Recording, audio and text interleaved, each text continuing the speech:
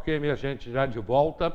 E lembrando a você, Original Drogaria tem em Albuquerque, tem em Vargem Grande, tem no Alto, tem em Bom Sucesso, tem na Vaza, tem na Barra. Em cada lugar tem uma Original Drogaria. 2742-2727, 2642-0050, Original Drogarias. É só você ligar para lá, Original Drogaria vai levar na sua casa, ok?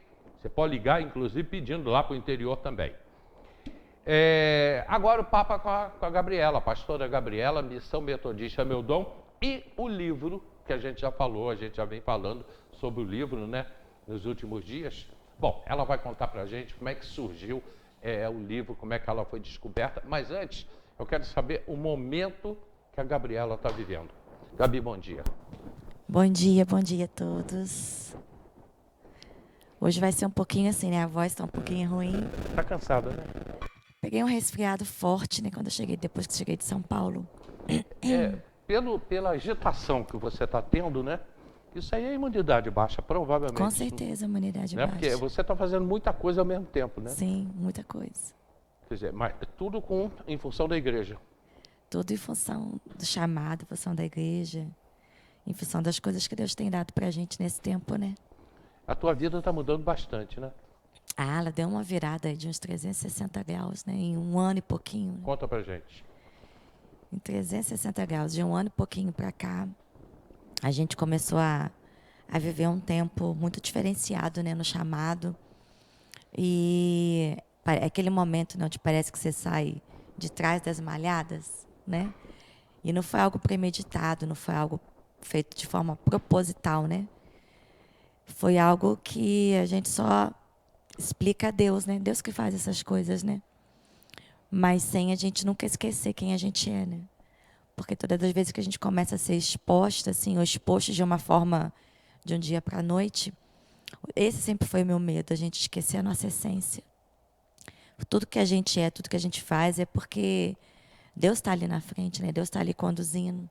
Então a gente não pode nunca perder a direção, né? Não é a gente, não é na minha força, não é no que eu conheço, é naquilo que Deus tem pra gente, né? Mas você tem o teu livre-arbítrio, você faz o que você quiser. Tenho, mas eu abro mão do meu livre-arbítrio para deixar que ele me conduza. Eu hoje, quando abri o programa, eu falei exatamente sobre isso. Que eu brinquei com um político, né? Falei, Deus chama o cara, fala assim, fulano, vem cá, olha, eu vou te botar numa cidade chamada Teresópolis, você vai ser o prefeito de Teresópolis. A tua missão é cuidar da tua cidade e cuidar das pessoas da tua cidade ou do teu país, enfim. E com a pessoa, com o pastor, com o padre, eu acho que é a mesma coisa. A mesma coisa. Ele vai chamar e vai falar assim, Gabriela, é o seguinte, eu vou te botar numa cidade chamada Teresópolis. Lá você vai ter a incumbência de ter 300, 400 pessoas dentro de uma igreja. O nome vai ser Missão Metodista Meu Dom. Você vai cuidar delas. Você faz o que você quiser. Se você sair fora do rumo. É exatamente isso.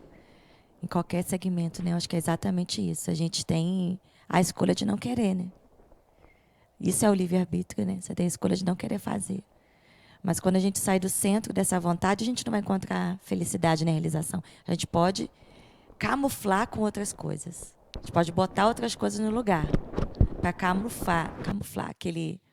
Mas não vai ser nunca a verdadeira realização, porque você foi criado com esse propósito. Você recebeu essa missão. Então, por mais que eu tente colocar outras coisas no lugar, a minha felicidade nunca vai estar completa. Porque ela só vai estar completa quando eu me alinho à vontade de Deus para mim, né? Esse ano está vindo aí, esse 2023, a gente virou o ano lá na igreja, e eu vou me incluir na igreja, né? A gente virou o ano lá na igreja sabendo que tem encontro com Deus, encontro de levitas, o teu livro, os cultos toda quinta, sexta-feira, toda quinta e domingo, o cuidar de pessoas, ação social, é muita coisa que está sendo feito. Como é que você está conseguindo, dentro da tua cabeça, coordenar? E ainda tem os encontros. Sim. Né, que são feitos de casa em casa. Sim. Né? O discipulado de casa em casa. E que você faz na sua casa também. Faço. Eu faço na minha casa porque Eu amo cuidar de vidas, né? Eu amo cuidar de vidas. Eu acho que a gente não pode perder esse contato com as pessoas, né? Na verdade, o que eu faço lá em casa, a proposta lá em casa, são para pessoas que estão começando, recomeçando, para pessoas que precisam de uma atenção, precisam de uma força. E eu acho que a gente, como líder de uma comunidade, como líder de uma igreja, nós temos que ser os primeiros a não perder esse contato com o público, né? Jesus, ele andava no meio da multidão, ele andava com as pessoas. Então, eu abro a minha casa, sim. Não só para essas pessoas, mas minha casa é aberta o dia inteiro. Eu ri, desculpa, perdão, Gabi. Fala. Eu ri do que está aqui. Eu tô É vendo que para tu tá rindo você. aí, eu sei, eu sei. É para você. Tá? E aí, assim, eu abro a minha casa por isso, né? Minha casa vive cheia o tempo inteiro. Porque eu acho que relacionamento é tudo, né? Quando eu olho para a vida de Jesus, eu olho que ele se relacionava o tempo inteiro, não só com os 12 dele, mas com qualquer um que queria ter acesso a ele. Quantas vezes ele foi repreendido? E ele falava: não, eu quero falar, eu quero estar perto. Mas, Gabi, como é que fica nisso aí? Pai, mãe, filho e Marido. marido. Eles entram dentro do. Eu acho que tudo é equilíbrio, né, Hélio? Eu acho que a gente precisa aprender a ter equilíbrio e ter tempo. Ter tempo para a família, ter tempo para o marido, ter tempo para o filho. E eu coloco esses parâmetros para não me perder. Porque se a gente não tomar cuidado, a gente se perde sim, tá? A gente entra aí no automático de necessidades das pessoas. Então, assim, eu tenho muito bem definido qual é o tempo que eu tenho que dedicar ao meu filho. Por exemplo, antigamente, se fosse aniversário da minha mãe, do meu pai, eu tivesse alguma coisa para fazer, não, pai, mãe, eu tenho que fazer. Não, hoje é aniversário do meu pai. Eu não tenho mais nada importante do que o aniversário do meu pai. É aniversário da minha mãe. Eu não tenho nada mais importante do que o aniversário da minha mãe. Né? E é assim a gente vai colocando prioridades, né? Porque a família é a base. A minha família é a minha base. São eles que estão ali do meu lado, me apoiando. Então, eles também precisam ser prioridade na minha vida, né? A gente tá junto, eu te conheço, quer dizer, estando junto há pouco mais de 2 anos. Muito pouco. E já há cerca de 3 anos conheço da cidade há mais tempo, mas convivendo aí há pouco mais de 2 anos. Parece até que tem mais, né? Pois é. Eu ia falar exatamente isso. Porque você tem noção, tá? E eu posso falar isso, Gabi. Minhas filhas são mais velhas que você. Ou seja, eu já tenho idade para isso. Você tem noção de quanto você mudou nesses 2 anos? Não. Mudou para muito melhor? Não. Pois é. Talvez nem devesse estar falando isso aqui no programa. Isso deveria ser uma conversa, um papo. Mas você mudou muito. Mudou para melhor. Está crescendo. Tanto que, olha só. O Marcos Habib botou: eu quero um livro dessa grande obreira. Marcos, isso aqui compromete, hein? Eu quero um livro dessa grande obreira. Pastora Gabriela é uma surpresa maravilhosa para o protestantismo em Teresópolis. Fazia falta uma mulher ousada em Cristo. Será, Hélio, que estamos diante, é isso que eu ri, da primeira mulher presidente do Conselho de Pastores? Eu boto fé. Um abração, minha amiga. Ah, Marcos, obrigada, querido. Tá sempre aí apoiando a gente, sempre nos honrando, né? Obrigada, viu, querido? Márcio Dalindo, que está lá nos Emirados Árabes, ele botou: Hélio, guarda meu livro. Em julho, pego com você ou quando eu for na igreja. Pastora, nós sofremos com a nossa voz, mas, é porque ele também é pastor, né? Mas é maravilhoso ter esse chamado de Deus. Ide por todo mundo e pregai o evangelho para todas as criaturas. Eu amo isso, fazer parte de um plano de Deus para todos. Lindo. E o Leandro Coutinho, professor Leandro Coutinho, ele pergunta, aí eu vou ter que passar para ela, Leandro, que eu não sei ler isso aqui não. Leandro Coutinho, gostaria de saber da irmã Gabriela o entendimento dela sobre Timóteo, Coríntios. 1 Timóteo, capítulo 2, versículo 11. E 1 Coríntios, capítulo 14, versículo 34 a 35.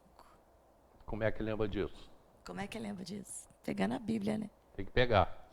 Então, deixa ela pegar aí. Aí daqui a pouco a gente te responde, tá, Leandro? Então, Gabi... Dá mais a minha cabeça do jeito que está hoje. Então, esse momento que você está vivendo e que você vem conduzindo, né? É aquilo que eu falei, Deus chega e fala, você vai conduzir a igreja. Como é que está essa condução? Como é que está a igreja te aceitando?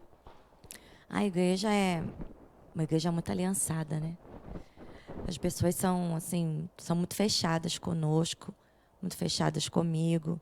E a gente sempre trabalha, assim, levantando uma liderança, levantando pessoas para fazer, dando oportunidades às pessoas para fazer e dando capacitação para elas, né?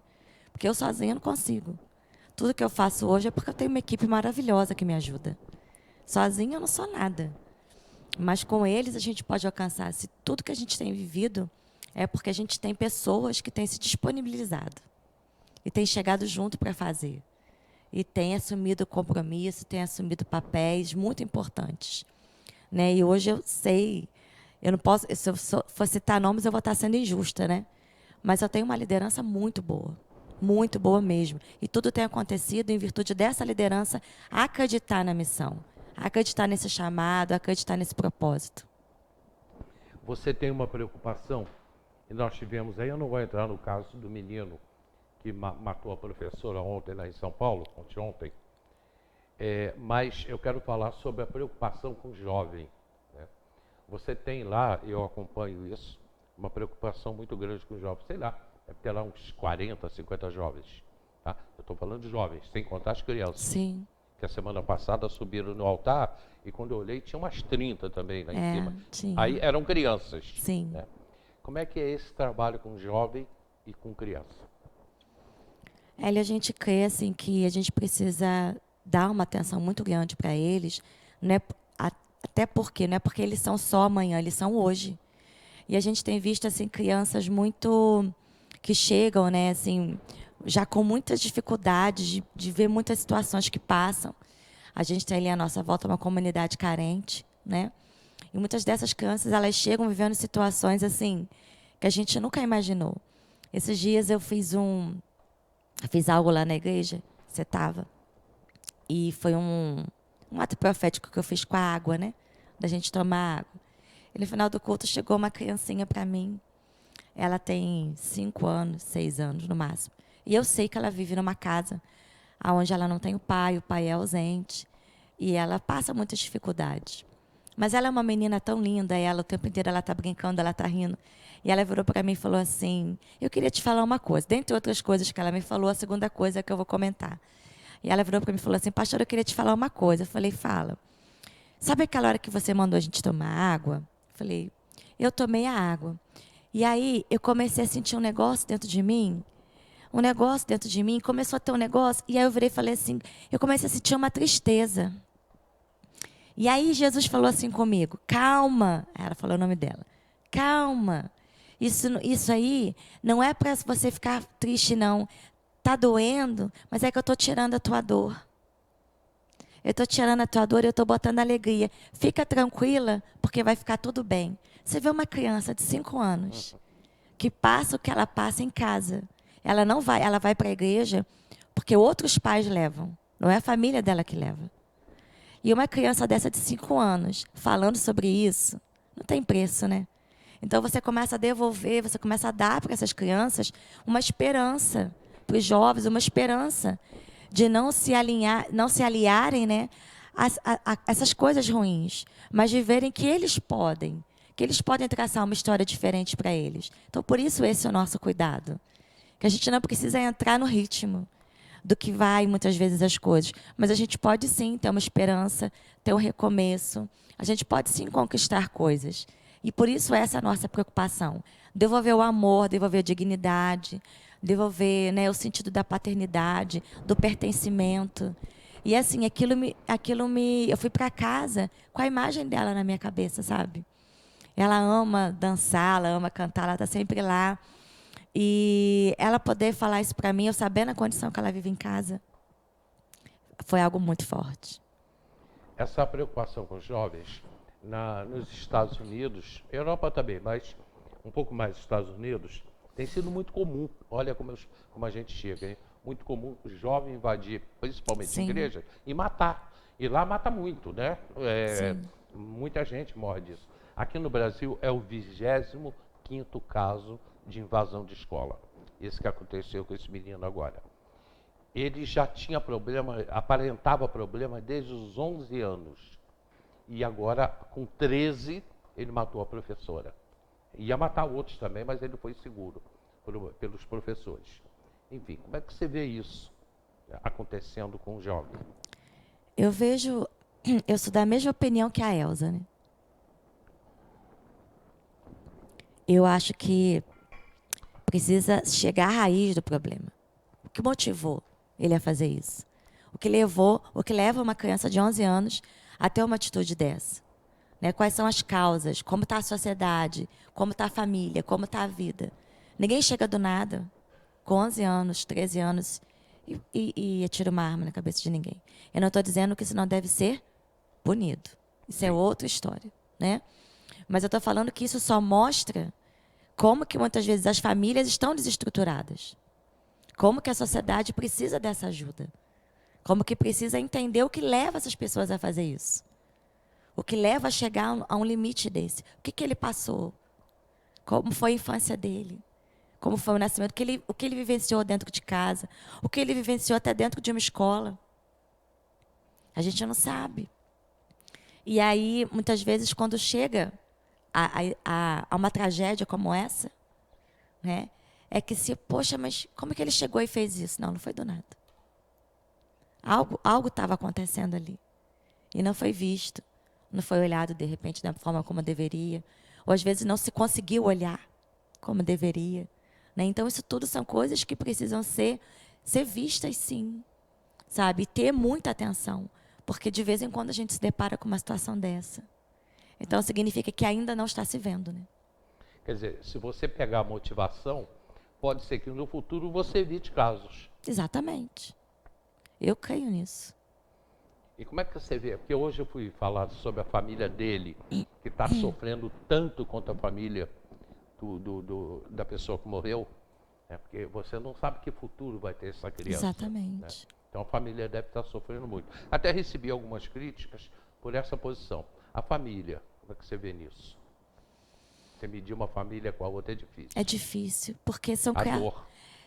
A dor e assim são lados diferentes, né? A dor é uma só, mas lados diferentes. Lados diferentes. A gente não tem como dizer qual dor é maior ou menor. São lados diferentes da história, né? Uma família que de repente num momento como esse, a família dele se culpando, né? A gente não olhou, a gente não viu, e sem saber o futuro do filho, e a família do que perdeu, né? Que aí é uma dor imensa, né? Porque quem estava lá do outro lado, que foi morto, não tinha culpa, né? Por isso esse carinho lá na igreja, quer dizer, eu digo lá na igreja, mas nas igrejas, né? Com as crianças aqui em Teresópolis. Sim. Está sendo muito bom isso. Sim, é muito bom a gente poder abraçar uma criança, né? E eles são muito carentes, né? A gente percebe que as crianças que a gente tem recebido, né? Algumas crianças lá, através do pastor Alexandre, e quando elas chegam lá, elas são de uma comunidade carente, a gente vê a carência que elas têm em receber um abraço nosso, em receber um carinho nosso, e até a parte mesmo, né, de alimentar delas, né? Porque a gente sempre dá, né, algo mais forte para elas. E teve uma criança um dia que virou para uma das professoras e falou assim: tia, eu posso guardar metade desse pão para eu tomar café amanhã? A gente já entrou, né, com uma providência para ajudar algumas famílias dessas, porque a gente ouve uma criança falando isso. Eu vi há uns 2 meses atrás, 2 levando para casa. E às vezes é até para dividir, tá? É isso mesmo. Não é só para elas. A gente vê acontecer isso. A gente vê quase todo domingo isso acontecer. É isso mesmo. Aliás, hoje não é mais uma criança, é porque a gente olha para ele e acha que ele é criança, mas é um jovem. Está fazendo aniversário hoje, né?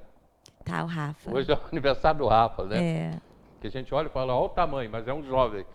Eu vou para o comercial rapidinho.